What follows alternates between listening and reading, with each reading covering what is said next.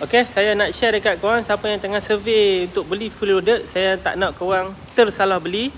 Saya akan nak share dekat korang safety features yang ada pada Toyota Voxy SZ. Okay, nombor 1, kereta yang fully loaded. First kali korang tengok dia ada 3 LED, 1, 2, 3 dekat ni. Okay, nombor 2, dia ada 360 camera. Dia ada 360 camera. Okay, kalau lagi tengok lagi dekat unit ni dia ada body kit. Body kit tu optional. Okay, 360 camera. Lepas tu korang tengok dekat bawah ni. Ni dia ada sensor untuk auto parking dan 360 camera. Okay, dari depan sini, dekat belah sini dia ada blind spot monitoring. Nampak blind spot monitoring. Kita buka pintu. Dan dari sini, dari atas kita ada digital ini mirror. Turun bawah kita ada head up display. Turun bawah lagi kita ada Team Mat Toyota Safety Sense. Okey, dekat turun lagi kita ada auto parking. Auto parking dan 360 camera.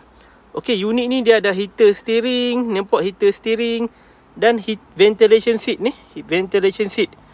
Okey. Dekat sini ada unit yang pakai kick sliding door, tapi unit ni tak ada kick sliding door. Just pakai button sahaja. Ada unit yang ada side step, tapi unit ni tak ada side step. So unit ni dia ada ottoman. Ni ada orang panggil ottoman ataupun ada orang panggil lead rest. Okey, kalau ada lead rest ni dia ada ventilation seat dekat sini. Ventilation seat. Lepas tu unit ni ada roof monitor. Roof monitor.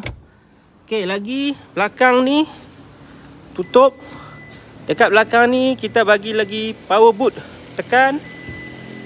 Okey, dia bagi power boot.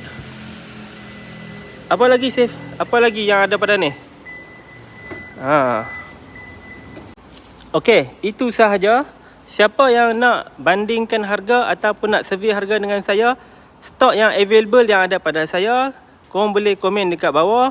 Ataupun nanti saya boleh tolong korang, bantu korang semak kelayakan ikut gaji situasi masing-masing. Ikut gaji situasi masing-masing.